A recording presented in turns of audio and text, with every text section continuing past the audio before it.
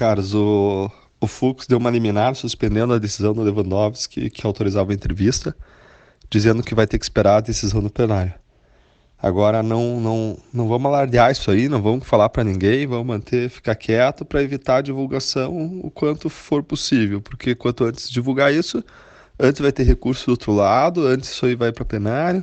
Então, quanto assim, o pessoal pediu para a gente não comentar aí publicamente e deixar que a notícia surja por outros canais para evitar precipitar recurso de quem tem uma posição contrária à nossa. Mas a notícia é boa para terminar bem a semana depois de tantas coisas ruins e começar bem o final de semana. Abraços, falou. Como prometido, o portal The Intercept publicou o primeiro áudio envolvendo a Vaza Jato, envolvendo as informações e os dados referentes a conversas que os procuradores da República envolvidos na Força-Tarefa da Lava Jato e o Sérgio Moro tiveram ao longo de alguns anos, entre 2015 e até 2018, aqui, segundo os últimos vazamentos. Nesse áudio, que foi publicado ontem, e que é um áudio de 28 de setembro de 2018, a gente vê ali o Dallagnol, que tudo indica que era um parceiro do Moro nesse processo aí, né? Eram amiguinhos em conluio para poder tirar o Lula da corrida eleitoral. Você ouve ali o Dallagnol comemorando, celebrando a proibição emitida pelo ministro Fux do Supremo Tribunal para que o Lula não desse entrevista à Folha de São Paulo. Eu vou rememorar esse caso aqui, porque foi um caso que causou bastante repercussão no passado. Nessa data, 28 de setembro, o ministro Fux ele suspendeu uma liminar que tinha sido concedida uns dias antes pelo ministro Lewandowski, que autorizava a entrevista do Lula para a Folha. E nesse caso em particular, houve uma grande reação negativa da imprensa, porque isso aí configuraria uma censura prévia. Ele não apenas cancelou a possibilidade de uma entrevista, como ele dizia ali que se ela já houvesse sido gravada, se ela já houvesse sido feita, que ela não poderia ser veiculada, que ela não poderia ser publicada. E ele alegou para isso, né?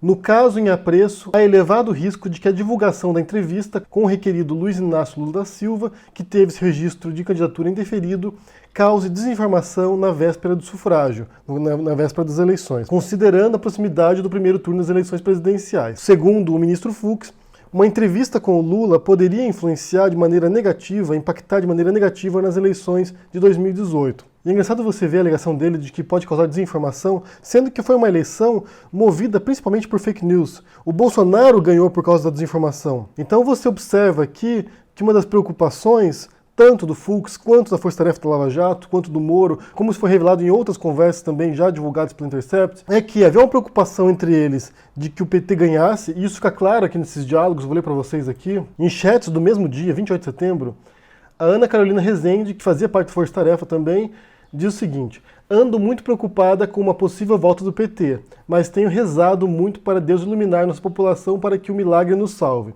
Daí o Dallagnol fala: valeu, Carol, reza sim, precisamos como país. Então as pessoas envolvidas nesse processo judicial e nessas investigações, elas torciam para que o PT não voltasse. Se você observar o andamento do processo e como ele ocorreu, eles atuaram de maneira a acelerar o processo para que o Lula fosse retirado da corrida. Eles manipularam o processo eleitoral, no final dos contos. Eles contribuíram para que o Lula não participasse da eleição e depois evitaram que ele desse uma entrevista, no caso aí através do ministro Fux. Em umas conversas vazadas de 2016, o Dallagnol disse que conversou com o Fux, que o ministro falou o seguinte para o Dallagnol: disse para contarmos com ele para o que precisarmos mais uma vez.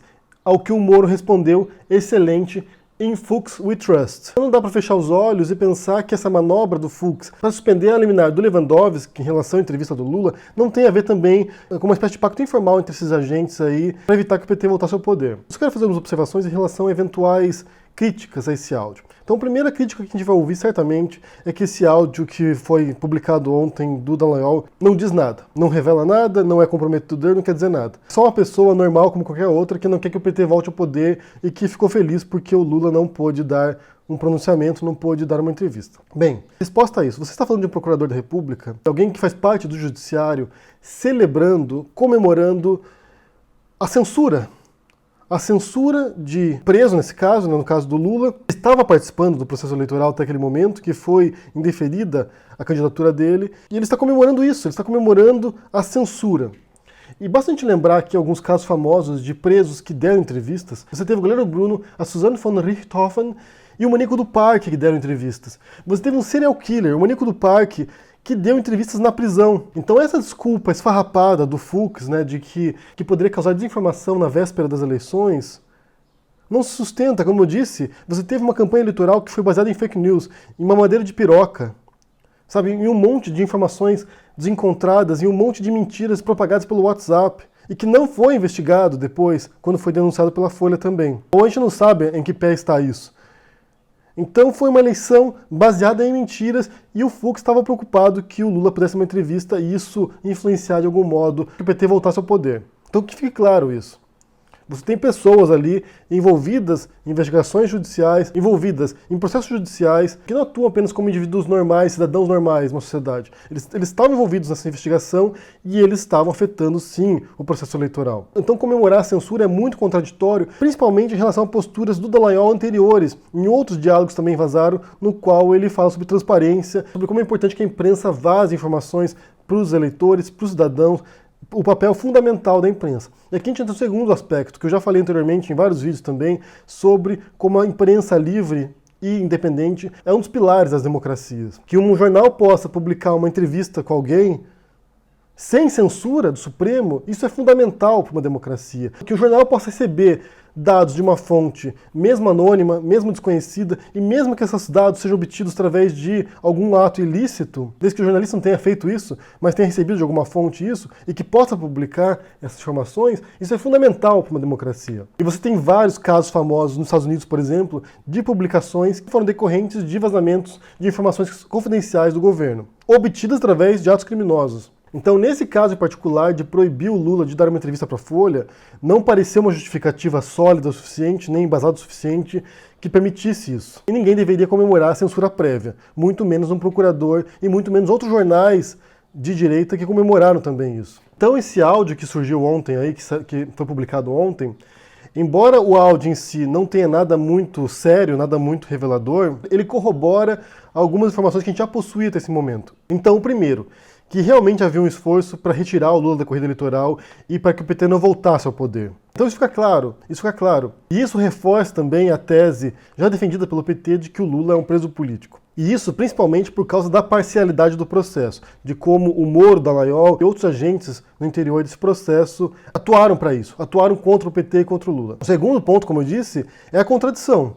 É o Dallagnol defendendo a transparência da imprensa, defendendo a liberdade da imprensa e depois comemorando a censura. Isso não corresponde à postura prévia dele quando eram eles que vazavam para a imprensa. E outro ponto, como eu disse também, é em Fux we trust, né? No Fux nós confiamos. Então fica claro também que há uma parceria ali entre a Lava Jato, entre o Moro e o ministro do Supremo. E por fim, um outro aspecto importante também é que esse vazamento, né, essa informação agora, esse áudio, reforça a autenticidade das informações, reforça que elas não foram adulteradas, nem foram forjadas. Você tem um áudio ali ouvindo o Dallagnol falando, comemorando e reforçando outras informações prévias que já foram publicadas. Fica muito mais difícil agora os direitistas e a Força-Tarefa da Lava Jato contestar essa informação, porque você tem a voz do Dallagnol lá, ele tem lá ele falando e ele não pode simplesmente vir aqui e dizer que ele não disse aquilo. Tanto que dessa vez aqui, ao invés de contestar a autenticidade, o que a Lava Jato alegou é que foi obtido através de um ato ilícito, portanto, eles não podem aceitar essas informações como válidas, né? Mas eles recusaram a usar a estratégia anterior de não aceitar a autenticidade. É importante que esses áudios comecem a aparecer agora, justamente porque isso vai reforçando também a autenticidade da informação, a importância delas e corroborando também outras informações que já foram publicadas. Mas se vocês tiverem que sair com alguma impressão disso, é que é muito grave que você tenha um procurador da República comemorando censura prévia, comemorando censura de uma entrevista para um jornal, gente. É muito grave, isso é muito sério. E naquela época também, você teve várias pessoas que vêm aqui na internet para falar coisas racistas, para falar coisas homofóbicas, para difamar os outros, e que quando são processados alegam liberdade de expressão, alegam que só estão usufruindo de sua liberdade, e que na época comemoraram também a censura do Lula. Isso é para você ver também como existem dois pesos, duas medidas, né? Quando é a nosso favor, tudo bem, quando é contra a gente, daí não pode. É uma relativização da justiça, é uma relativização da lei, é uma relativização dos valores. Eu vou deixar para vocês aqui o link para o artigo da Intercept, para vocês poderem conferir o áudio na íntegra. Eu quero saber o que vocês pensam sobre isso aqui. Se esse áudio vai reforçar a tese da Intercept, vai reforçar também essa tese de conluio entre o Moro, Dallagnol e o Supremo agora também, né, em Fuchs We Trust, ou se não tem nada demais nesse áudio, deixa o que você pensa aqui no comentário, deixa o joinha, assina o canal, ajuda no apoio, e a gente se vê por aí. Abraço e até mais. Tchau!